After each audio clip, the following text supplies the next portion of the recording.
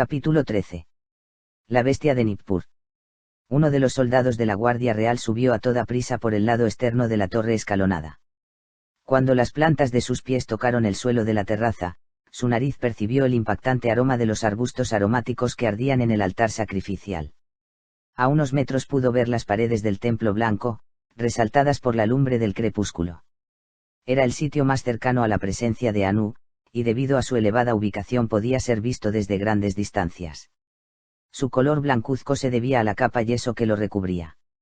Próximo a la pared oriental del templo, la que daba en dirección al altar de donde emanaba la fragancia aromática, se hallaba el sacerdote principal de Anu. Su nombre era Zobar, y estaba acompañado por otros 3 sacerdotes. Los 4 tenían la cabeza rapada, los ojos delineados por un color oscuro y vestían faldas ceremoniales de piel y lana de ovejas. Hacia ellos se dirigió el soldado. El lugar requiere su presencia, dijo, sin presentación alguna, y con un tono que denotaba la autoridad de quien enviaba la orden. El máximo representante de Anu miró a quienes estaban con él, como si hubiera estado esperando la invitación real. Sin decir una palabra, dio los primeros pasos para seguir al soldado. Los otros 3 sacerdotes se dispusieron a acompañarlo, pero él, con una simple seña, se los impidió. Así, los 2 hombres bajaron la extensa escalera fabricada con ladrillos de adobe. Al final los aguardaba un carruaje tirado por un burro de carga, guiado por otro soldado de la Guardia Real. Luego de que el conductor vio subir a su compañero y al sacerdote, azotó las riendas contra el lomo del animal e inició la marcha. En poco tiempo el sacerdote del dios Anu estuvo en presencia de Gilgamesh, en un recinto cercano al salón festivo. Su siervo ha venido, de acuerdo a la petición del lugar, dijo, inclinando su rostro. ¿En qué puedo ser útil al glorioso Gilgamesh? En el lugar había 2 guardias, y estaba iluminado por los últimos rayos del sol que ingresaban por un único y elevado ventanal. Gilgamesh reposaba sobre una gran silla de cedro, asentada sobre una gran piel de león. Hay algo en lo que puede serme útil, dijo, mirando fijamente al hombre. Lo que el lugar requiera de mi persona será hecho. La voz de Zobar sonó titubeante. La figura de Gilgamesh impactaba, y el desconocido propósito por el cual fue requerido provocaba que sus manos temblaran. Es bueno oír esas palabras, sacerdote. Porque tengo que pedirte algo muy valioso. Al lugar no le es desconocida mi total lealtad. ¿En qué puedo ser de utilidad a mi señor? Esta fiesta de Utu será distinta a la de otros años, explicó el rey, ante la expectante mirada del sacerdote. Una bestia engendrada por el mismísimo Anu es traída en este momento desde Nippur, y morirá a manos del gran Gilgamesh y del valiente Enkidu. Los latidos del corazón de Zobar eran tan pronunciados que parecían anunciarle que le saldría por su boca. Dar muerte a la bestia de Anu es desafiar al mismísimo Anu. ¿Qué será de sus sacerdotes?, pensó, pero no expuso su parecer. Solo se limitó a escuchar. Sin embargo, eso no es lo que distinguirá y hará especial a esta fiesta, agregó Gilgamesh. Tú, su dedo se dirigió hacia el temeroso Zobar, luego de que la bestia muera, consagrarás al gran Gilgamesh y a su amigo Enkidu como dioses de Uruk. Dioses de Uruk. Primero hizo que proclamara diosa a su madre Ninsuna en su lecho de muerte, y ahora a ellos. Su ambición no tiene límites, pensó Zobar, notando que su dentadura sufría pequeñas vibraciones involuntarias. Por un lado, decir que no a la petición del lugar era morir de inmediato en sus manos, o en las de alguno de los soldados. Por otro, acceder al pedido conllevaba el riesgo de ver extinta a toda la casta sacerdotal, no solo de Anu, sino también las de las otras deidades. ¿Qué dices?, instó Gilgamesh. Me serás de utilidad. El lugar sabía que su voz, respaldada por una penetrante mirada y por su reputación, podía provocar que la vejiga de los hombres se privara de su propósito contenedor, liberando el líquido de desecho hasta dejar un pequeño charco en el suelo. Lo había visto repetidas veces con aquellos temerosos prisioneros que hacía llamar para practicar con sus espadas. ¿Tienes una respuesta?, insistió, ante el silencio de su interlocutor. ¿O tendré que explicarlo con más claridad? Se hará, comenzó a decir Zobar, como el lugar lo requiere. Gilgamesh sonrió, y su barba trapezoidal se ondeó cuando lo hizo. Luego de la muerte de la bestia, continuó el sacerdote, el templo blanco recibirá a quienes a partir de mañana serán conocidos como los dioses de Uruk. Una cosa más. Nadie debe saber de esto hasta el mismo momento de la fiesta, agregó Gilgamesh, en especial a Nuana. Grok presentará el espectáculo en la arena, y también proclamará nuestra deidad luego de matar a la bestia y tú estarás a su lado para reafirmar sus palabras. Se hará como mi señor lo desea. Ahora vuelve al templo y haz los preparativos necesarios. Mañana cuando me veas, será la antesala de mi gloria. Zobar bajó su rostro y se retiró. Sus manos aún temblaban y tragaba grandes cantidades de saliva. No estaba seguro de haber hecho lo correcto. Las consecuencias que seguirían a la consagración de Gilgamesh y Enkidu podrían ser terriblemente nefastas. Tenía la certeza de que por el momento había evadido la muerte, pero también de que, al acceder a la petición del Lugal, tan solo la había retrasado por algunos días. Subió al mismo carruaje que lo trajo hasta el Palacio Real convencido de que la próxima fiesta de Utu no se asemejaría en nada a las anteriores. Es algo descomunal, afirmó Ajmal. Es un engendro de Asatku. Sus ojos, al igual que los del semita, no daban crédito de lo que observaban. 20 soldados sumerios transportaban con dificultad a una enfurecida e infernal bestia. La sorprendente aberración animal, por algunos rasgos parecía pertenecer a la familia de los bóvidos, pero su pronunciada espalda, sus punzantes y mortales astas dobles, su cuerpo cubierto en su mayor parte por una dura coraza natural, los prominentes y filosos dientes de su hocico, su demoníaca mirada y su descomunal tamaño la diferenciaban en mucho de cualquier otro toro que hubieran visto jamás. Su cola tocaba el suelo, y poseía 2 salientes de duro y filoso marfil. Su aliento, despedido con violencia, levantaba el polvo, y su bramido, que se asemejaba más a un gruñido, provocaba escalofríos a cualquier humano que lo escuchara. Una cadena, unida a un enorme collar metálico en su cuello, era jalada por 5 personas. También en sus patas tenía grandes grilletes, unidos entre sí por pesadas cadenas que la sujetaban, y solo le daban libertad para caminar a paso de hombre. Su cola también estaba encadenada. La temible bestia de facciones taurinas sería el condimento especial para la fiesta de Utu y para las divinas aspiraciones del Lugal. No falta mucho, gritó Bagdum, que sobre su corcel iba delante del grupo. Un poco más y estaremos en Uruk. El fastidio y cansancio de los ocasionales tutores era evidente. Viajaban con el riesgo latente de que se soltara y cobrara algunas víctimas. Deseaban estar en Uruk cuanto antes, para dejar a la bestia en un lugar seguro y abocarse a beber abundante sicaru. Solo las insistentes palabras de su superior, y la pena de muerte que les aguardaba por desertar, hacían que no salieran corriendo y se alejaran de la bestia de Nippur. Deben llevarla para la fiesta de Utu, dijo Ajmal, con sus ojos abiertos en extremo, y sin dejar de reflejar en su rostro lo que le provocaba la impactante imagen. Los inocentes la alimentarán para diversión del Lugal, añadió Tikbael, sin imaginar que Najida pudiera ser una de esos inocentes. Es realmente infernal, acotó el Kusita. ¿Cómo se mata algo como eso? De la misma forma que a cualquier otro animal. Hincándole una espada en su corazón. Si alguna vez nos topamos con algo así, te cederé el lugar para que compruebes lo que dices. El moreno quedó en silencio por un instante, y agregó, espero que nunca suceda eso, G. El grupo de soldados siguió su marcha sin notar la presencia de los 2 hombres sobre la colina.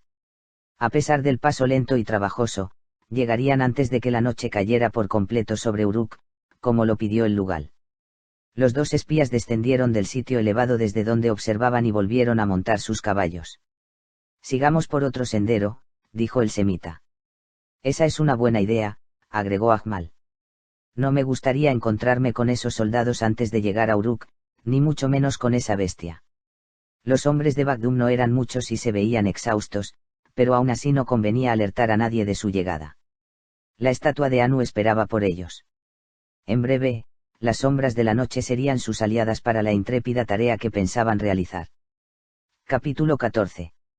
La S. Lágrimas de AANU con acento. La zona de calabozos del Palacio Real recibió los últimos y agonizantes rayos de sol. En los primeros escalones, que llevaban hacia la parte inferior donde estaban las celdas, el manto luminoso se debilitaba. Al mismo tiempo, la lumbre de las insuficientes antorchas parecía cobrar fuerza. El aire estaba saturado de un hedor nauseabundo y reinaba un desesperante silencio. En una de las celdas, Najida aguardaba impotente las horas previas a la fiesta. Las horas que precedían a su muerte. Con sus nalgas todavía asentadas sobre la húmeda y nada higiénica superficie del reclusorio, trataba de no pensar en el peor de los desenlaces. Aunque no con mucho éxito. En su Esnunna natal, había escuchado repetidas veces a los viajeros y mercaderes hablar de las atrocidades de la fiesta anual de Utu, y del placer que Gilgamesh sentía cuando la sangre era derramada. No tenía dudas al respecto. Si sus pies tocaban la arena de los festejos, encontraría una muerte segura en las garras de alguna fiera, o en el filo de algún artefacto mortal construido especialmente para la ocasión. Además, su pasado próximo servía de muy poco para aliviar la angustia de su espera. El oscuro y sangriento recuerdo era muy reciente, y con insistencia emergía en sus pensamientos. Su mente era invadida una y otra vez por la escena en que sus progenitores fueron asesinados por mandato de Grok. La oposición que manifestaron para que no fuera traída a esta ciudad los condujo a una muerte repentina. Aún le parecía escuchar el quejido de su padre, cuando la espada de uno de los soldados atravesó su vientre, y el sonido del cuerpo de su madre desplomándose al suelo, luego de recibir una incisión mortal en su costillar. Malditos cerdos. Maldito Grok. Maldito Gilgamesh, pensó. La angustia le comprimía el pecho. La impotencia le amargaba el vientre. Su suerte en Uruk estaba echada. Tan solo una escasa esperanza contrastaba con su magro contexto. Tan solo un hombre. Tan solo un nombre. Tikbael, cumplirás tu promesa. Susurró, como si uno de sus ilusionados pensamientos intentara hacerse audible. La única respuesta fue el silencio. El único consuelo fue la momentánea quietud. Y no pudo evitar que una lágrima recorriera su mejilla izquierda. Vendrás por mí. Lo harás. Muy cerca de Uruk, Tikbael y su compañero vieron surgir el manto rojizo y amarillento del crepúsculo. Habían eludido el camino por el que la bestia era transportada y ahora con mucha cautela se acercaban hasta la zona de sembradíos que circundaba la ciudad. Años atrás esta parte hubiera estado aún poblada de exhaustos trabajadores realizando los últimos trabajos de una agotadora jornada, pero la gran sequía había hecho estragos en las plantaciones hasta el punto de que se observaban infinidad de surcos de tierra seca y sin vida, donde antes florecían mares de amarillas y voluptuosas plantas de cebada. Tan solo aquellas parcelas que contaban con canales de irrigación, y que en estos tiempos de crisis eran administradas en forma directa por hombres que respondían al lugar, conservaban su productividad. ¿Cómo pueden existir bestias semejantes?, preguntó Ajmal, cuando aún persistía en su mente la imagen del toro de Nippur. La bestialidad no se limita a los animales, respondió Tikbael, ante la atenta mirada de su amigo. Las bestias matan por hambre o para sobrevivir. Algunos hombres lo hacen por placer. Ajmal comprendió que cualquier comentario que demandara una reflexión terminaría en forma inequívoca en aquello que el semita guardaba para sí. Por lo que solo atinó a callar. Luego de rodear la ciudad hacia el oeste, a unos 500 metros adelante, vieron surgir la escultura de Anu, con el resplandor de la puesta de sol desvaneciéndose a sus espaldas. La gran representación de 40 metros de altura, mostraba a la deidad sentada sobre un trono, con un cetro en su mano derecha y una caótica expresión en su rostro. Toda la base del trono constituía las dependencias internas del centro de adoración. La entrada se hallaba justo entre sus pies, a la altura de los tobillos, precedida por 10 escalones, y no poseía un portal visible que impidiera su ingreso. A paso de hombre, los dos jinetes avanzaron hasta que estuvieron a no más de 200 metros. Tikbael fue el primero en bajar de su montura. Detrás de él, también Ajmal lo hizo, con su rostro mostrando poco entusiasmo. No había guardias custodiando la entrada, aunque observaron la lumbre de varias antorchas en el pasillo interior que seguía a la puerta de ingreso. No veo a nadie. Esto es muy extraño, comentó el Kusita, como animándose a sí mismo. ¿Por qué lo dices? Debería haber adoradores de Anu, y sacerdotes ofreciendo sacrificios. Es el ocaso del día. Es verdad. Pero te aseguro que alguien o algo nos espera allí dentro, afirmó Tikbael. Ajmal tragó un poco de saliva. El semita observó con cuidado todo el panorama que se presentaba delante. Una planicie arenosa antecedía a las gradas de la entrada.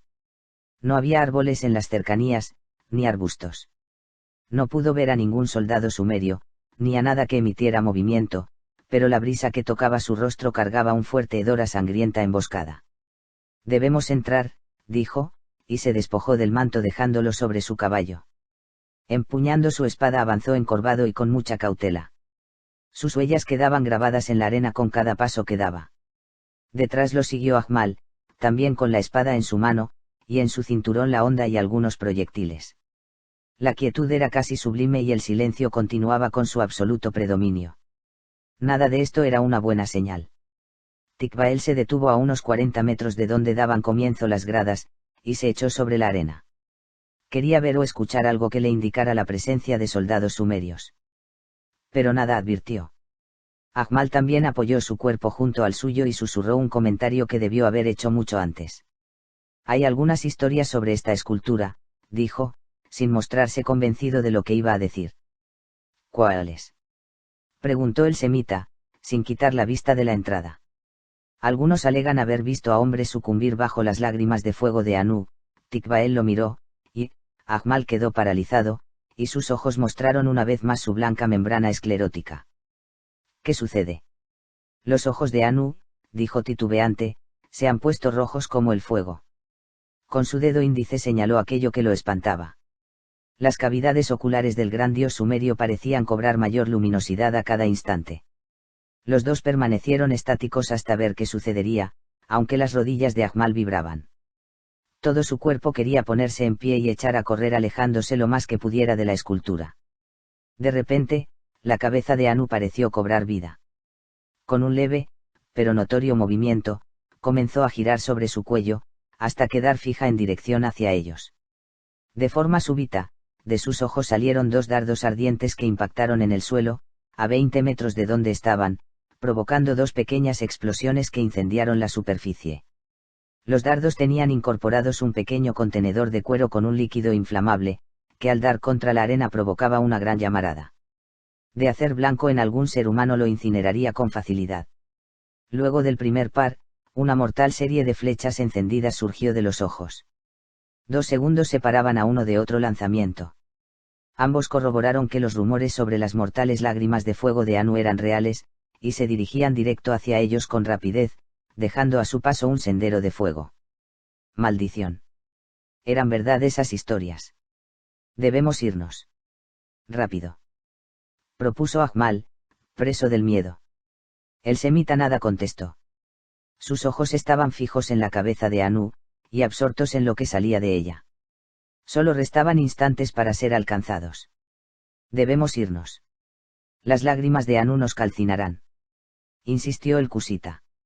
Los dos se pusieron de pie, pero cuando Ajmal se dispuso a huir, la mano del semita lo detuvo. Justo en el momento en que dos nuevas flechas extendieron el sendero hasta unos 3 metros de ellos. Si retrocedes, morirás. Le dijo. ¿De qué estás hablando? Huyamos ahora. Otros dos dardos surcaron el aire y se dirigían directamente hacia donde estaban en pie. El semita empujó con fuerza a Ajmal apartándolo del sitio de impacto, y se arrojó él también hacia el otro lado. La explosión incineró la superficie en un diámetro de 2 metros. Hacia la escultura. Gritó a su moreno amigo. Se ha vuelto loco. Ha enloquecido, pensó Ajmal, que quería alejarse de inmediato de aquel lugar. Hacia la escultura. Insistió el semita, levantándose luego del revolcón. Si quieres vivir, corre hacia la escultura. Repitió por tercera vez. Sin estar muy convencido, Ajmal bajó su mentón y corrió frenético hacia el portal que había entre los pies de Anu, rodeando el sendero de fuego. 2 nuevos dardos de fuego fueron lanzados, y sus salientes ojos los siguieron todo el tiempo, hasta que cruzaron por sobre su cabeza e hicieron impacto a unos 15 metros a sus espaldas. En segundos, tanto él como el semita alcanzaron los escalones, eludiendo el letal alcance de las lágrimas de fuego de Anu. La próxima vez dime lo que sepas con más anticipación, dijo el semita. Creí que solo eran habladurías. Contestó Ajmal, jadeando. Ahora sabemos que no. El semita apretó la empuñadura de su espada en tanto observaba dónde se hallaban. El portal de entrada medía 2 metros de ancho por unos 3 de alto. No tenía a la vista ninguna puerta que impidiera el ingreso, aunque todo el largo del dintel poseía una ranura de unos 6 centímetros de ancho. Espero que no sea lo que creo que es, dijo, mientras tocaba con su mano izquierda la ranura. ¿A qué te refieres? No importa. Miremos qué nos aguarda dentro, instó el semita. No vieron a ningún soldado sumerio. Las llamas de las antorchas titilaban en soledad en el pasillo que seguía al portal. El pasadizo tenía unos 10 metros de largo, con una bifurcación al final. Esto no me gusta, susurró el semita. Estoy totalmente de acuerdo, caviló Ajmal, que sentía los fuertes embates de su corazón bombeando más sangre de lo habitual. La extraña quietud era la cómplice ocasional de una emboscada. Tikbael respiró muy despacio, observó a los ojos a Ajmal y se adelantó con mucha cautela. Debería haber alguien custodiando este lugar, susurró a su amigo. ¿De qué hablas? Es mejor así. Ajmal aún conservaba la esperanza de evitar una confrontación. De repente, Tikbael detuvo su marcha. Algo lo inquietaba. Volteó levemente su cabeza y miró nuevamente a los ojos de su compañero. ¿Por qué te detienes?, preguntó desconcertado Ajmal. ¿Acaso? Sus palabras fueron interrumpidas por el chirrido de metales. Con estrépito, una verja levadiza golpeó el suelo de roca de la entrada clausurando la salida. La ranura que el semita había visto pertenecía a una puerta descendente. Habían quedado atrapados dentro de la escultura de Anu. Me lo temía, dijo. Ahora veremos a nuestro enemigo. ¿De qué hablas? ¿A qué enemigo te refieres? A ese enemigo, lo interrumpió Tikbael, fijando sus ojos en las siluetas humanas que se acercaban desde una de las dos arterias en que se dividía el pasillo. Prepárate para pelear. Quédate detrás de mí, y cuando tengas oportunidad, busca la entrada. Ajmal apretó fuerte la empuñadura de su arma y tocó también su cinturón, donde pendían la honda y las piedras. Aquí vamos de nuevo, susurró, tragando saliva y respirando agitado. A ellos. Aniquilen a los intrusos. Gritó quien estaba al mando. Un grupo de 10 soldados, armados con espadas y un vehemente anhelo de aniquilar, surgió de las sombras y se abalanzó sobre ellos. Todos estaban rapados, poseían la barbilla cubierta de barba y una notable falta de higiene. No llevaban casco en sus transpiradas cabezas, y solo estaban provistos de una falda como vestimenta. El más adelantado de ellos fue puesto rápidamente fuera de combate por la espada de Tikbael. De inmediato, el segundo también sucumbió. El ruido que provocaban las espadas al colisionar retumbaba en el lugar, y el suelo comenzó a teñirse de rojo. Aunque el semita intentó minimizar la participación de su amigo en el conflicto, fue desbordado por el número y la tenacidad de sus oponentes. Uno de los hombres superó la línea en que batallaba, pero fue sorprendido por un hábil movimiento del cusita, que incrustó su espada en su vientre. Otros dos intentaron acorralarlo contra la verja de metal, pero cuando Tikbael lo advirtió, con rapidez se abrió paso hasta su amigo. Con 2 mortíferos cortes puso fuera de combate a ambos. Busca la entrada. Gritó, sin dejar de lanzar golpes con su espada ensangrentada, asegurándose de que su compañero llegara a salvo hasta donde bifurcaba el pasillo. Ajmal corrió hasta alcanzar el final del pasadizo, en tanto el semita lidiaba con los 4 hombres que aún quedaban. ¿Izquierda o derecha? Derecha o izquierda, pensó dubitante. Detrás, sintió los apresurados pasos de uno de los soldados que venía en su búsqueda. Esto terminó con la disyuntiva. Izquierda. Pronto se dio cuenta de que no había sido la elección más acertada. Luego de un corto tramo poco iluminado, se halló en el inicio de una escalera con forma en espiral que llevaba hacia arriba. Le fue obvio que la entrada que conectaba al túnel secreto no podría estar allí. De todos modos su prioridad número 1 era librarse de la amenaza de su perseguidor. Ven aquí, sabandija. Tarde o temprano echaré mis manos sobre ti. Vociferó el hombre, en tanto se relamía por alcanzar a Ajmal. El cusita no se molestó en contestar. Su mayor preocupación era subir rápido los escalones. Cuando llegó al final de la escalera en espiral, se topó con una habitación casi circular, de unos 8 metros de diámetro, con maderos empotrados cada 2 metros en el muro, y cuyas ventanas no eran otras que las cavidades oculares del dios Anu. En el centro había una gran noria de madera dura, que para ser activada necesitaba la fuerza de 4 hombres. Esta producía el movimiento de la cabeza de la escultura. Una rápida mirada le permitió entender también en qué consistían las enigmáticas y mortales lágrimas de fuego. Se trataba de 2 artefactos de madera, de forma cilíndrica, que permitían incorporar al menos 10 o 15 saetas cada uno, con un depósito de cuero que contenía líquido inflamable. Estas mojaban sus puntas en una sustancia viscosa dentro de una gran tinaja, las que eran encendidas al momento de ser lanzadas. Una palanca en el costado derecho accionaba el mortal mecanismo, liberándolas a una gran velocidad. Aún tenían al menos 10 saetas listas para ser encendidas y disparadas, y muchas más amontonadas en una aljaba de madera en un rincón. La expresión de sorpresa en el rostro del cusita no duró mucho tiempo. Detrás escuchó una vez más los pasos de su perseguidor. Al fin eres mío. No saldrás de aquí con vida. Profirió el hombre, deteniéndose agitado en el antepenúltimo escalón. El guardián de la escultura de Anu medía más de 1,80 m, y superaba los 100 kilos de peso. Su rostro transpirado y su desprolija barba se sumaban a su expresión sanguinaria y temible. Lentamente subió los 2 peldaños que le faltaban para ingresar al recinto.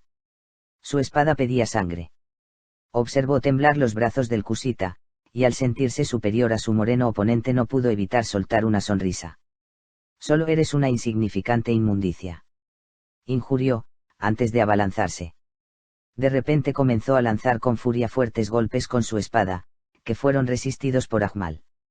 La reiterada colisión de los metales produjo varias chispas. Pero luego de un momento, el avasallante ataque provocó que la espada del cusita se desprendiera de su mano y se incrustara en uno de los postes embutidos en la pared. Escuchas el llamado del Irkaya, sabandija. Ereshkigal aguarda por ti. Ajmal no perdió tiempo en contestarle. Sabía que Ereshkigal era la diosa sumeria que regenteaba el inframundo y no estaba entusiasmado por conocerla. Se escabulló rápido detrás de uno de los artefactos que lanzaban las saetas, quedando de espaldas a la tinaja con el líquido viscoso. Debía hallar la forma de librarse, aunque sería difícil sin su espada. La espada que Avitor había obsequiado a Tikbael se hundió en el vientre de otro de los guardias de Anu. Quedan 3, pensó. Tikbael. Ayúdame. Escuchó en forma vaga a sus espaldas, el pedido de auxilio venía del final del pasillo. Lanzó un par de golpes, como para provocar que sus oponentes retrocedieran, y se precipitó a correr hacia donde Ajmal se hallaba. El cusita consiguió eludir con mucha habilidad los embates del soldado sumerio. Y en uno de sus bruscos movimientos, dejó caer de su cintura el saco con proyectiles de la onda. Algunos de los erráticos golpes de su atacante dieron contra las saetas dispuestas en el extraño artefacto, y varios trozos cayeron al suelo. Moviéndose por todo el lugar, se cubría con todo lo que tenía a la mano, intentando resistir hasta que su amigo llegara. De modo que terminó muy cerca de la espada que escapó de sus manos. Pero cuando alargó su brazo para tomarla, el guardia de Anu rozó su antebrazo cortándolo en forma leve. Basta de juegos. Sentenció el hombre. Ahora morirás. ¡Ey! Gritó Tikbael en la entrada del lugar. Cuando el hombre volteó para ver quién le hablaba, la espada del semita ya estaba en el medio del trayecto hacia sus costillas. La fuerza y la precisión con la que fue lanzada permitieron que se incrustara en su pecho. El guardia dejó caer la espada que empuñaba y se derrumbó. Expiró a los pocos segundos. Necesitabas ayuda. Dijo el semita. Cuidado. Detrás de ti. Gritó Ajmal, advirtiendo la presencia de 2 hombres que terminaban de subir los escalones. Con rapidez extrajo la espada que había quedado clavada en la columna de madera y la arrojó a Tikbael para que les pudiera hacer frente. De aquí no huirás. Inmundo semita. Amenazó uno de los soldados, el más experimentado de los 2 que aún quedaban con vida. No pienso huir. Replicó Tikbael. El guardia de Anu comenzó su ataque lanzando furiosos y continuos golpes con su espada, provocando que el semita retrocediera unos pasos. Pero en pocos segundos, su vehemencia inicial comenzó a decaer. Con habilidad Tikbael contraatacó. En un instante, la fiereza del principio en los ojos del sumerio mutó en claros signos de preocupación. El otro soldado, el más joven, había quedado en la entrada de la habitación. Como si aguardara ver cuál era el final de la contienda. La muerte de varios de sus compañeros a manos del semita había instaurado en su mente un cierto temor, y prefería esperar y huir si fuera necesario. Ajmal extrajo la espada del cuerpo de su extinto perseguidor y se preparó para hacer frente al dubitativo hombre que observaba en la entrada. En ese momento el semita acabó con la vida de su contrincante. Esto determinó que el último de los guardias optara por abandonar la contienda, y correr. Es extraño lo que mi presencia provoca en los hombres, refirió, sonriendo. No podemos permitir que escape. gritó Tikbael, con la respiración agitada. Si llega a la ciudad sabrán de nosotros y el plan estará arruinado. El semita se disponía a perseguir al último de los guardias de Anu, cuando Ahmal lo detuvo. Espera. Espera. Gritó. Sé cómo detenerlo. El cusita se acercó a uno de los artefactos que portaba las saetas y quitó las que estaban quebradas a causa de los golpes de espada de la pelea. Aún quedaban 6 dardos listos para dispararse. La contienda no había permitido que el semita notara la existencia de aquellos aparatos de muerte y miraba sorprendido a su amigo. Estas son las lágrimas de Anu, explicó Ahmal, en tanto dirigía las puntas de las saetas hasta una de las cavidades oculares de la escultura, y ahora no serán de utilidad. El joven soldado, luego de bajar hasta la bifurcación del pasillo, con la respiración agitada se dirigió por el pasadizo que conducía a la entrada secreta de Uruk. Con su rostro empapado de transpiración avanzó unos metros hasta que encontró la palanca que accionaba el mecanismo de la verja levadiza. La jaló hacia abajo con fuerza. Cuando escuchó el chirrido de metales oxidados, corrió veloz hasta la salida. Desde el rostro de Anu, Ahmal se prestó a detener al hombre tan pronto como estuviera a la vista. Tikbael solo se limitó a observarlo. Espero que sepas lo que haces, pensó. Al joven guardia le sorprendió que ninguno viniera tras él, pero no pensó en ello demasiado. No hacía mucho tiempo que lo habían destinado a custodiar la gran imagen de Anu, y nunca le dijeron qué custodiaba exactamente. Ahora iría hasta la ciudad para dar la alerta y buscar ayuda. Allí está tu blanco, indicó el semita, al ver cómo el guardia emprendía su huida por la arena. Es mío. Es mío. Afirmó Ahmal, con su mano lista para accionar las saetas. Cuando el moreno tuvo la certeza de que haría blanco, accionó la palanca. El artefacto hizo un extraño ruido, pero ninguna saeta salió despedida. Algo no estaba bien. No funciona. Esta maldita máquina no funciona. Gritó ofuscado. Tikbael se arrodilló y pudo ver que había un trozo de una saeta obstruyendo el mecanismo. Prueba ahora. Gritó, luego de quitar el fragmento de la flecha. Vamos, preciosa. Funciona. Funciona. Funciona. Imploró Ahmal, en tanto jalaba otra vez la palanca.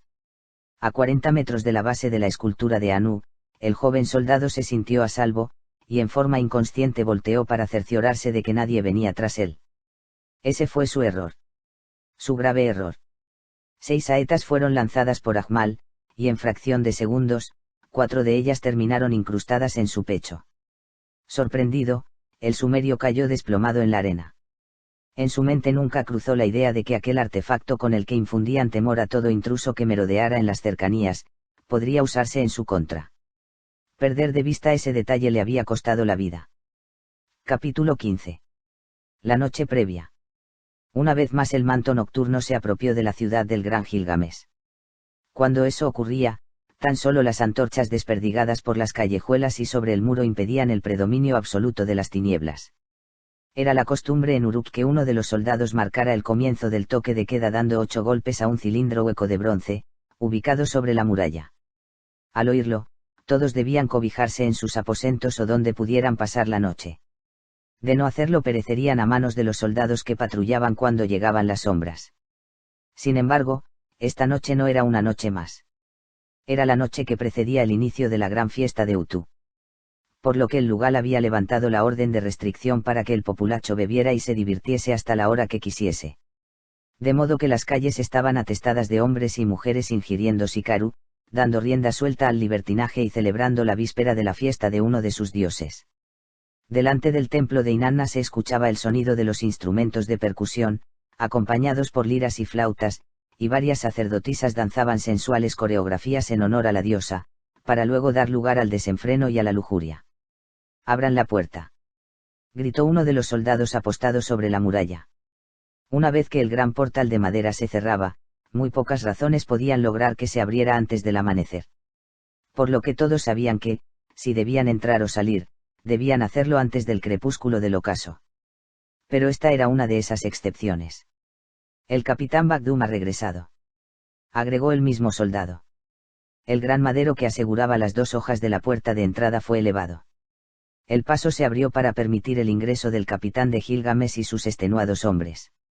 En medio de ellos, entre cadenas, pero con su furia intacta, lo hacía también la bestia de Nippur. El gentío que había ganado las calles y que vociferaba casi con delirio quedó atónito. No daban crédito a lo que veían. Algunos emitían expresiones de asombro, y otros frotaban sus ojos, por si acaso el exceso de Sikaru les provocaba alucinaciones. Pero lo que advertían era real y monstruoso. La bestia fue conducida por los hombres de Bagdum hasta el distrito del santuario de Inanna, sin demora. Cuando estuvieron cerca del lugar de adoración, la música se detuvo, las sacerdotisas interrumpieron sus danzas y el silencio reemplazó súbitamente a los gritos y al murmullo. El fatigado grupo de soldados prosiguió entre gruñidos y palabras de fascinación hacia las instalaciones contiguas a la gran arena de los espectáculos. Allí, el gran toro de Anu pasaría la noche. Al otro día, sus filosos colmillos y sus punzantes astas se bañarían con la sangre de aquellos condenados por el lugal. El salón real se hallaba más concurrido que otras veces. Además de los rutinarios invitados, se habían incorporado aquellos que venían en representación de otras ciudades o regiones para la fiesta, y con agrado disfrutaban de las bondades del lugar. También Grok estaba entre ellos, había llegado de Lagas hacía algunas horas. Mi señor. El capitán Bagdum ha regresado, dijo el copero a oídos de Gilgamesh, y agregó, y trajo una gran bestia con él. El hombre se retiró y el lugal soltó una sutil sonrisa. ¿Qué sucede, amigo? Preguntó Enkidu. Bagdum ha retornado. Y ha traído con él al toro de Nippur. Brindemos por eso. Vociferó el velludo hombre. Todos los presentes se dispusieron, una vez más, a inundar sus gargantas con abundante Sikaru. En ese instante, el mismo hombre que trajo las nuevas sobre el arribo de Bagdum volvió a acercarse hasta donde Gilgamesh se encontraba. Mi señor, dijo en voz baja, aunque Enkidu también podía escucharlo. Una mujer quiere verte, dice que tiene palabras de los dioses para darte. Gilgamesh no respondió nada, solo se limitó a beber más de su cerveza. Poco le importaba lo que una mujer tuviera que decirle, aunque se tratara de una enviada de los mismos dioses. Su amigo, preso de la curiosidad, al notar que el lugar minimizaba la importancia de la visita, decidió interceder. Permite que entre. Dijo. Quizá los dioses reconozcan la majestuosidad del gran lugar de Uruk. Por ti, amigo. Volvió a tragar otro gran sorbo de cerveza, y mirando al copero agregó, dile que ingrese, y que sea breve. El hombre se retiró de inmediato hacia una de las puertas del salón. Luego de unos minutos volvió a ingresar en compañía de una mujer que cubría su cabeza y parte de su rostro con un manto verduzco. Se trataba de la misma que se interpuso en el camino de Bagdum cuando partía hacia Nippur. El copero acercó a la mujer y la dejó ante del lugar, a unos 5 metros. ¿Y bien? ¿Qué dicen los dioses? Habla.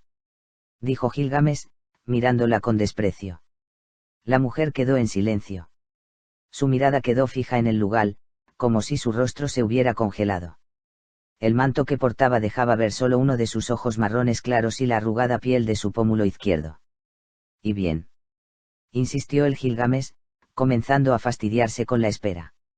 Enkidu sonrió, y los demás convidados soltaron algunos murmullos. Poderoso rey. Comenzó a decir la mujer. Solo los dioses perduran en eterna vigilia. En las tablillas del destino está escrito que si la bestia muere, tu reinado en Uruk también. Y tu búsqueda de gloria será conmovida. El silencio se apoderó del salón. Las palabras de la mujer fueron como dagas en el corazón del lugar, y todos los presentes lo notaron. ¿Qué intentas decirme? ¿Quién eres tú? Mi nombre es Iduri. Oh, poderoso rey. ¿Cómo te atreves a decir eso ante mi presencia? La mujer se quedó callada por unos segundos, hasta que completó su mensaje. Come, bebe y disfruta este momento, porque a partir de mañana todo cambiará. Sal de aquí, mujer. Si no quieres terminar como alimento de la bestia que nombraste. 2 soldados la tomaron y la sacaron a la rastra. Ninguno de los presentes comprendió por qué se había atrevido a decir lo que dijo. Sin embargo, lo más confuso fue el hecho de que hubiera salido con vida de ese salón.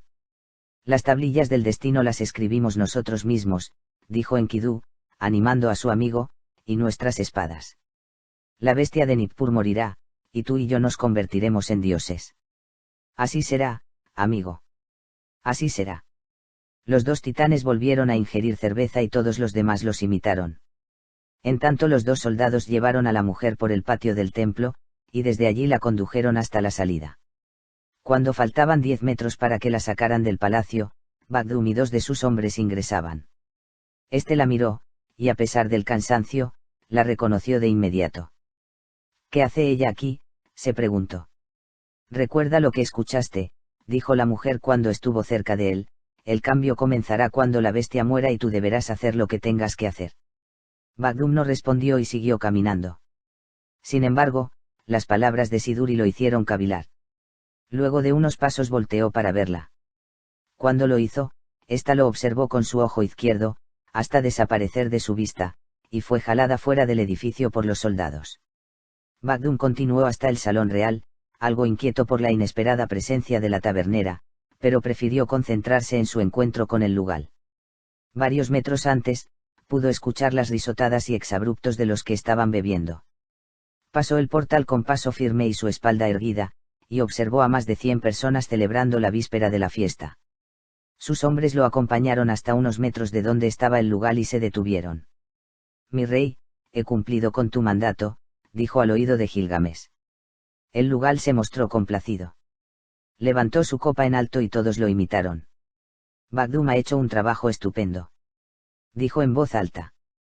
Mañana el toro de Anu morirá a manos del gran Gilgamesh y de su amigo Enkidu. Todos festejaron las palabras reales. Dieron gloria al rey y bebieron en su honor.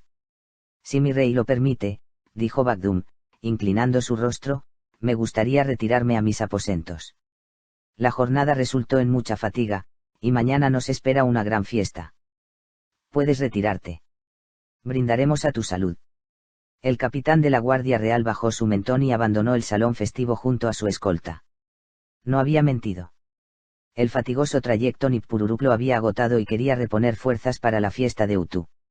Además del hecho de que no le agradaba beber en compañía de Grok. Al salir del bullicio, aún repicaban en su mente las palabras de Siduri: el cambio comenzará cuando la bestia muera y tú deberás hacer lo que tengas que hacer. Si la mujer no se equivocaba, unos eventos importantes se cernían sobre Uruk, y era mejor meditar sobre cómo afrontarlos. Gilgamesh hizo un ademán al copero para que se acercara. El hombre apresuró sus pasos y con reverencia puso su oído a la altura de la boca de su señor. Dile a Grok que quiero verlo en mis aposentos de inmediato. El copero asintió con su cabeza y caminó los 6 metros que lo separaban de Grok para transmitirle la orden del lugal.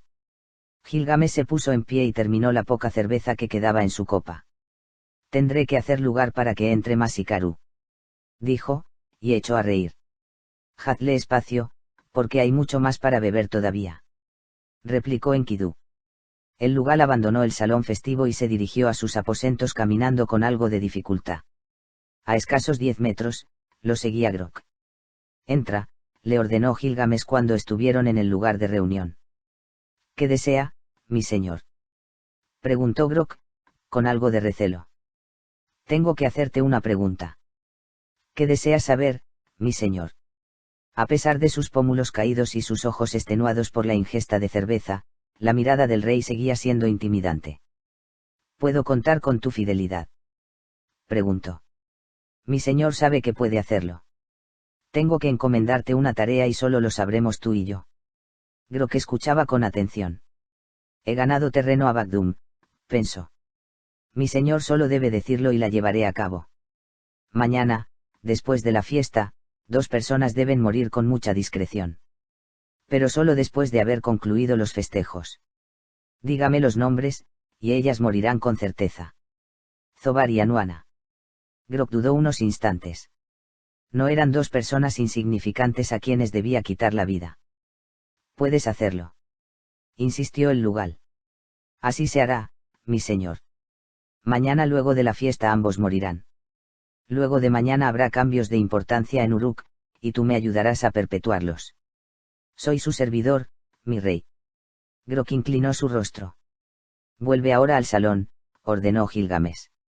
Yo haré lugar en mi cuerpo para que quepa más Hikaru y luego te seguiré. Ambos sonrieron. Luego Grok abandonó el recinto para volver al salón festivo, en tanto que el lugal aliviaba su vejiga. En el interior del templo de Inanna, la sacerdotisa principal se había recluido en un aposento privado. Sus ojos habían dejado escapar varias lágrimas. En soledad invocaba el favor de su diosa mentora, aunque sin evitar sentirse irrumpida por la nostalgia que le provocaba esta fecha. Era como si el momento la abdujera e infestara su mente con una extraña conjugación de amor y odio, de desenfrenada ambición y un doloroso tormento. Y por ello no tenía muchos ánimos de mostrarse ante el gentío. En medio de su silencio y quietud, notó los pasos que se acercaban a ella. Mi señora no deleitará con su presencia en las afueras del templo. Escuchó a sus espaldas. Quien hablaba era su joven ayudante. Deja que las jóvenes manifiesten su vitalidad, replicó Anuana, sin mirarla siquiera. Prefiero pasar esta noche acompañada de mis recuerdos y de mi impotencia. En el cuarto había una gran estatua de la diosa Inanna de pie, un incensario de oro en el suelo y un lecho. Anuana estaba recostada y con la vista fija en la escultura de la diosa. Quizá ese hombre no merezca el amor de mi señora, refirió la muchacha, atribuyéndose la confianza de una confidente. Quizá mañana Utu sea benévolo conmigo, y permita que mis brazos cobijen a quien se adueñó de mi virtud y de mi corazón. Mi señora. Escucharon ambas mujeres, la apremiante voz era de uno de los soldados de la guardia del templo. Mi señora. ¿Tiene que ver esto? ¿Qué puede ser tan importante? Preguntó Anuana, con poco entusiasmo y sin voltear. Han traído una bestia desde la ciudad santa de Nippur. Anuana se sobrecogió cuando escuchó las palabras del soldado. No se atrevería. No sería capaz, ¿acaso intenta desafiar a los dioses?, pensó. Dejó a un lado los nostálgicos recuerdos que inundaban su mente y se incorporó de inmediato.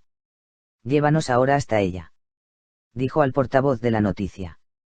En pocos segundos los tres abandonaban el templo de Inanna, por la misma puerta trasera que usara el semita y su grupo para escapar. Las dos mujeres vestían un grueso velo que cubría sus cabezas y parte de sus rostros, para evitar así ser reconocidas.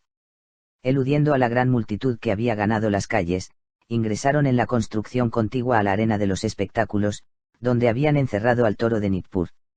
Ese es el lugar donde la han puesto, mi señora, dijo el soldado, señalando con su dedo el sitio donde estaban apostados varios hombres del lugar. Anuana quitó el velo de su cabeza, dejando al descubierto su rostro y siguió caminando. Uno de los soldados la reconoció de inmediato e intentó disuadirla de seguir adelante. Este no es un buen sitio para que mi señora visite, dijo. Esperaba que Anuana desistiera de continuar. Ellos tenían la orden de no permitir que nadie se aproximara hasta el reclusorio de la bestia. Déjame pasar. Solo observaré y me retiraré, y nadie lo sabrá. El soldado dudó por algunos segundos, pero finalmente cedió a la petición. Bagdum le había encomendado que nadie se acercara, pero era Anuana quien le pedía observar un segundo a la bestia. Solo tú. Los demás esperarán aquí, dijo. Espero que Bagdum nunca se entere de esto. No te preocupes, repuso Anuana. Nadie, aparte de los que ahora estamos, lo sabrá. Y mañana ya no importará. El soldado la escoltó por un pasillo que culminaba en una puerta levadiza de gruesos barrotes de bronce. Detrás de ellos descansaba el temible toro de Anu.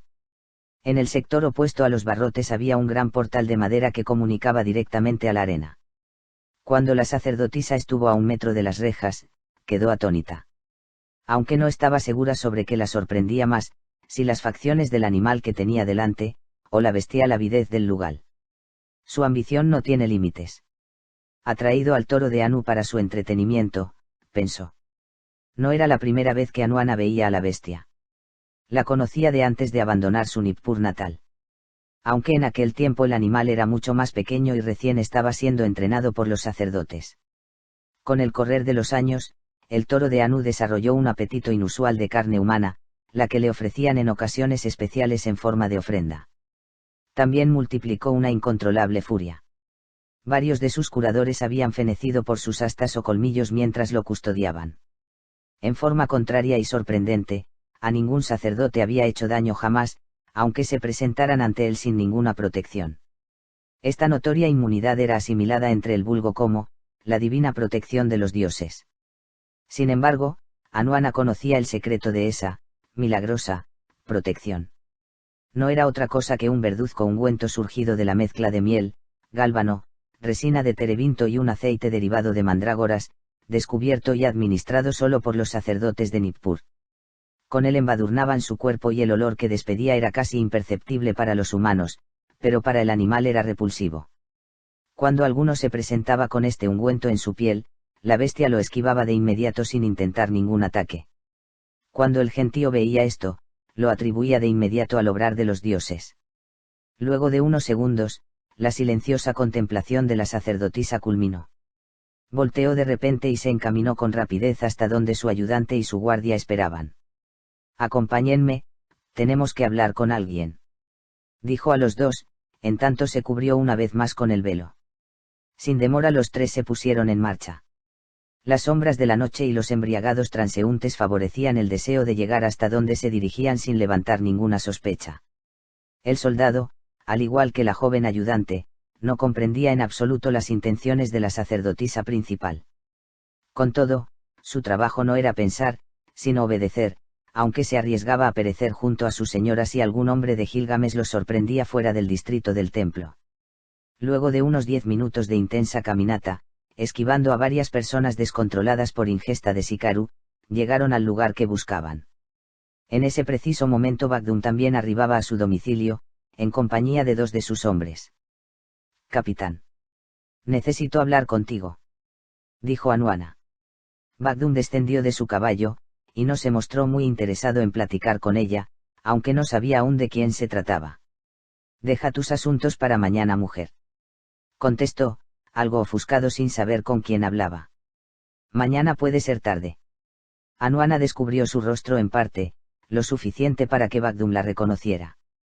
Cuando el capitán se percató de la ilustre visita, se acercó hasta ella. «¿Qué haces aquí?», recriminó en voz baja. «En el Palacio Real nos han dado orden de matarte si eres hallada fuera del templo. Si el lugar se enterara que has venido a visitarme, me comprometerías. Lo que tenemos que hablar no puede esperar a mañana. Pasen rápido, antes de que alguien los reconozca». Todos ingresaron a la vivienda de Bagdum, con excepción de los soldados que habían venido con él.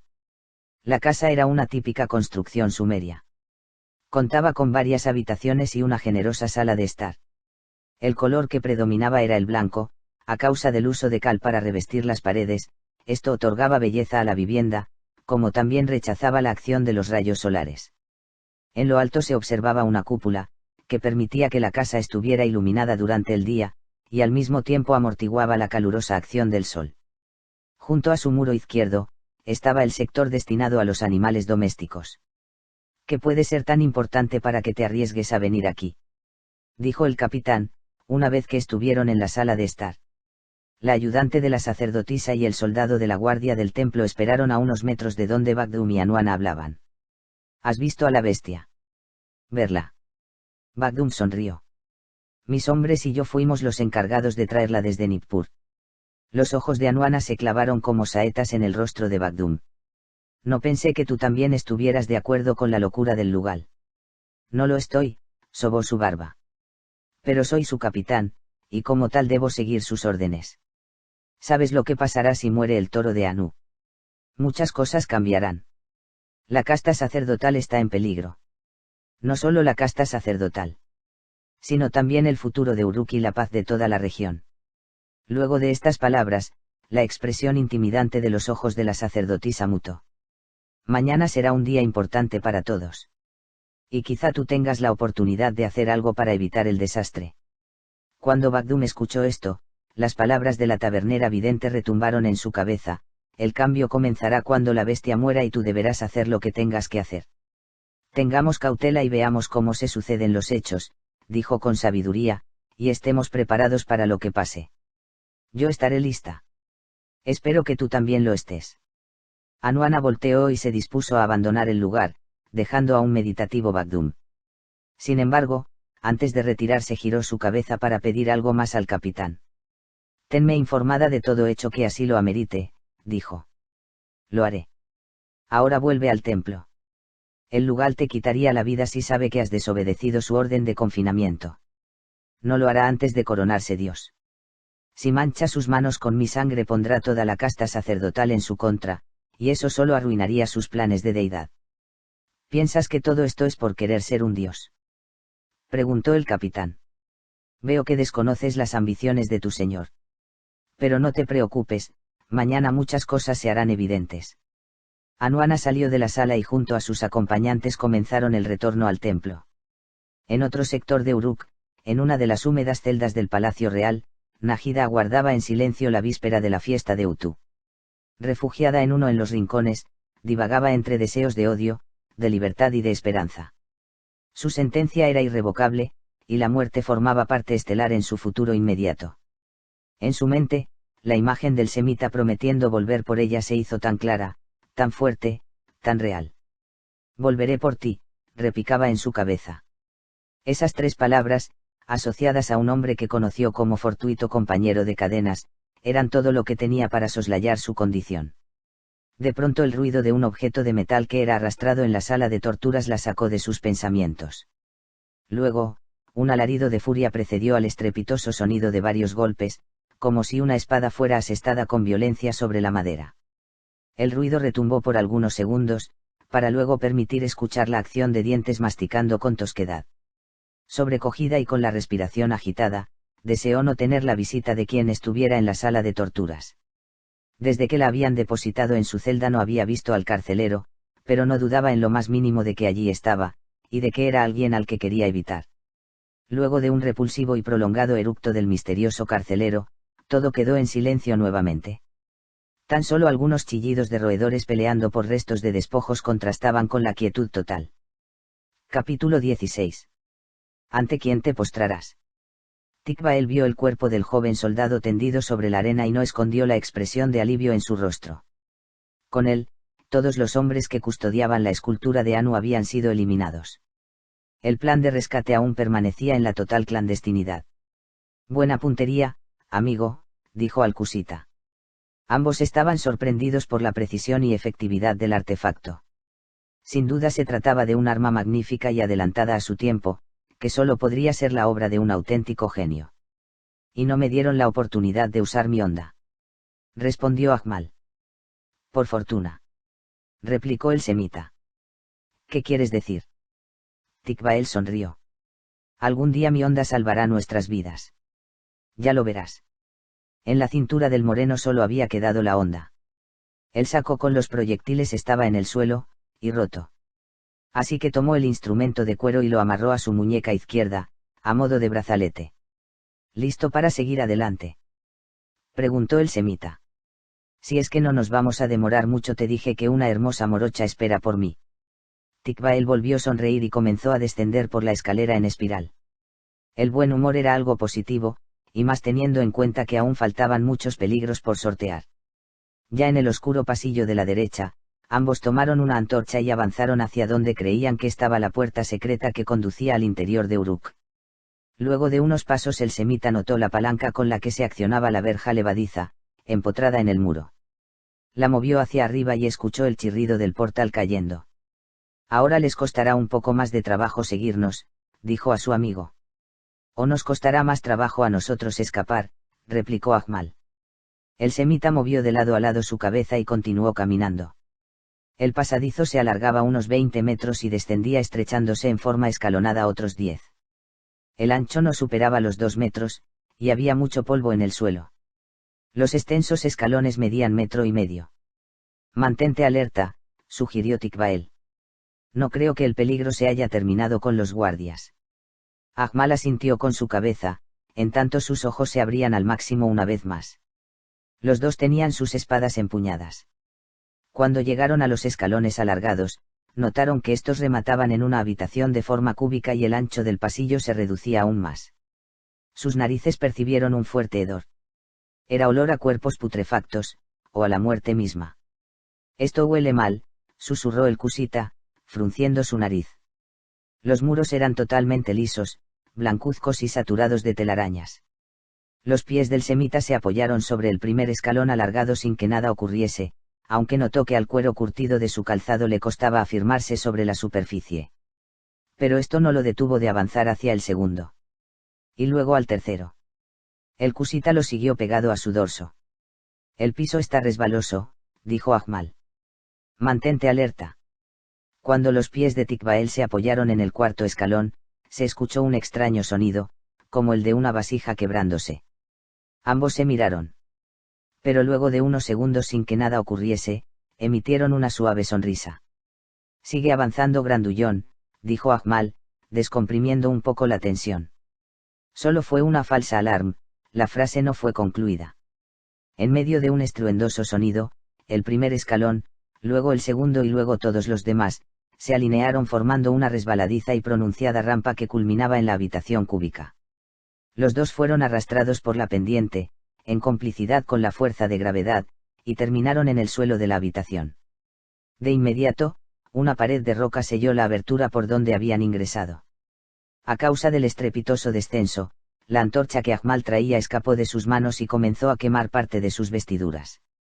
Cuando el moreno lo notó, dio desesperados manotazos hasta apagar la pequeña llama que amenazaba con incinerarlo. ¿Te encuentras bien?, preguntó Tikbael. Sí. Solo algunos raspones y este pequeño contratiempo. Los dos se pusieron en pie para observar con más detenimiento el lugar donde habían terminado. El hedor desagradable se había intensificado. Tikbael alumbró con su antorcha buscando alguna salida. Pero no la había. Al menos no una visible. La forma del recinto era un perfecto cubo, y cada uno de sus lados medía unos 3 metros. En el suelo había algunos restos óseos humanos, extrañamente pulverizados, como si hubieran sido comprimidos o aplastados. En las paredes, con excepción de donde estaba la abertura por donde entraron, había esculpidas 7 representaciones de deidades.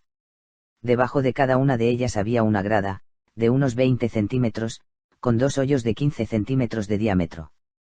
La primera imagen esculpida era la figura de Anu. La segunda, la de Enlil, el hijo de Anu. La tercera de Enki, el dios de las aguas, la fertilidad y la sabiduría. La cuarta de Inanna. La quinta de Utu. La sexta, de Gilgamesh. Y por último, solo un círculo de unos 30 centímetros de diámetro. Alguien ya estuvo aquí, dijo Ajmal, cuando notó lo que quedaba de los cadáveres, y no tuvo mucha fortuna. Quizá los mismos guardias los lanzaron aquí por diversión, o para deshacerse de los cuerpos, explicó el semita. No creo que muchos conozcan la existencia de esta entrada. Las voces de ambos retumbaban. Las figuras nos mostrarán la salida. Por alguna razón están aquí abajo, afirmó Tikbael. Bueno. Esto no se ve tan mal. Solo estamos atrapados sin poder salir. Podríamos haber terminado cayendo sobre estacas, o como comida de algún espeluznante animal. Otra vez, la frase quedó inconclusa. Un fuerte estruendo sobrecogió a ambos. Un sofisticado mecanismo fue activado, provocando que el techo de granito comenzara a descender lentamente.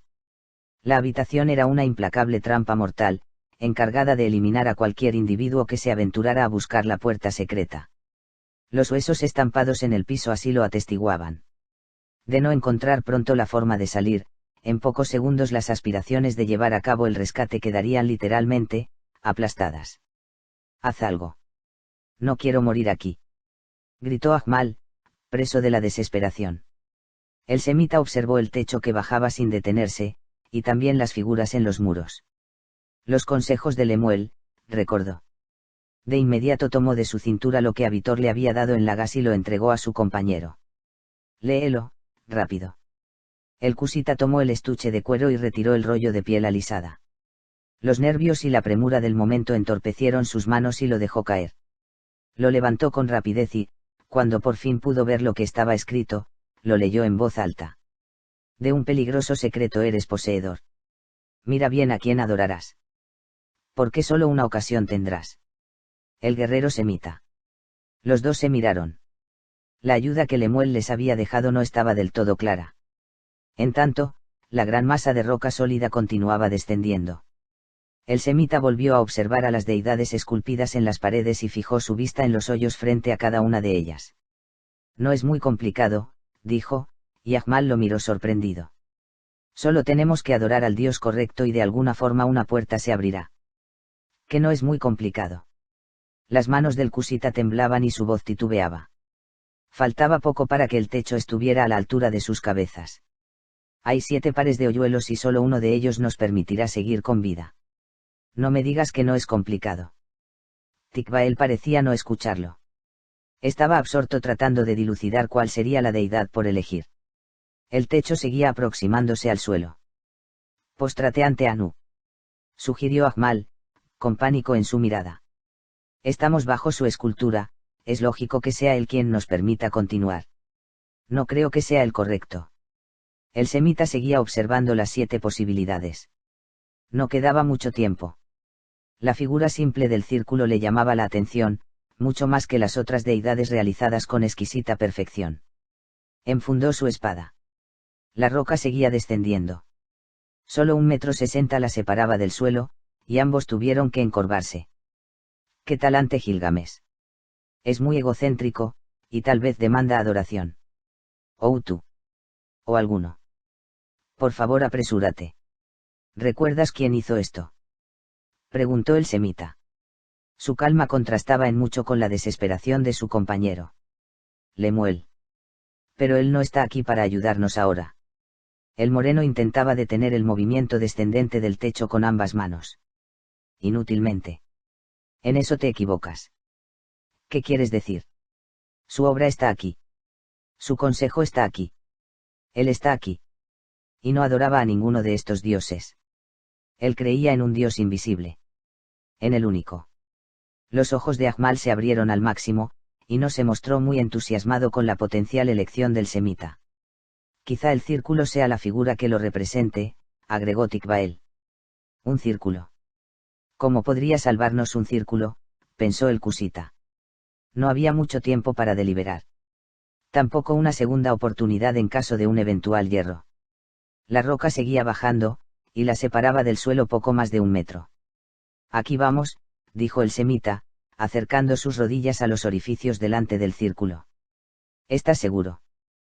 ¿Qué pasará si te equivocas? Si me equivoco, nos daremos cuenta. Tikbael sonrió. Sus rodillas se ajustaron a los hoyos delante del círculo, en espera de que esta acción abriera alguna puerta que les permitiera salir. Muy cerca de él, Ahmal tragaba grandes dosis de saliva, y su rostro brillaba con las gotas de sudor que brotaron en su piel. Oh, gran círculo, sé benévolo. Oh, gran círculo, sé benévolo, imploraba en su mente. Sin embargo, nada notorio ocurrió en ese momento. Ningún sonido. Ningún cambio. Ninguna salida. El techo de roca continuó descendiendo al mismo ritmo mortal. Faltaba ahora menos de 1 metro para que hiciera contacto con la superficie. Creo que tu círculo no funciona. No quiero morir tan pronto. Ya puedo ver la sonrisa de Ereshkigal. Gritó el cusita. Estaba a gatas, pegado a la espalda de Tikbael.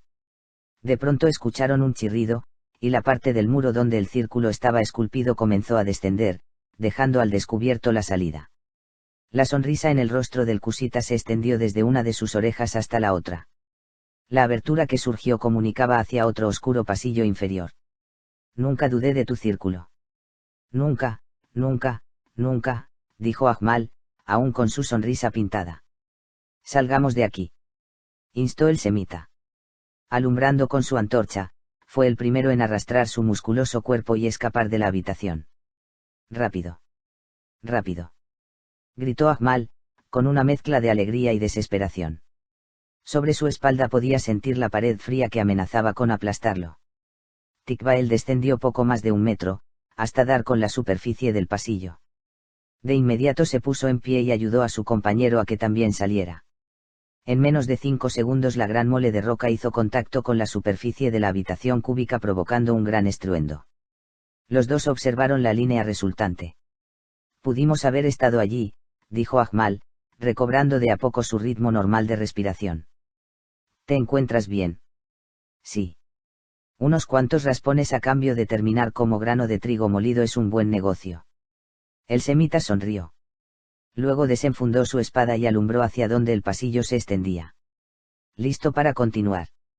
Dijo, tratando de ver si algún otro peligro los aguardaba adelante. ¿Sabes qué? El semita volteó. Comienzas a convencerme de que en realidad no necesitas hacerte rey y tener un ejército para tener éxito con nuestro rescate. Esto no implica que crea que tengamos éxito, sino que me estoy volviendo tan loco como tú. Estabas loco cuando te conocí. Definitivamente ahora lo estoy más. Todavía falta mucho. Sigamos. No sé qué es peor, si estar aquí o encontrar la salida.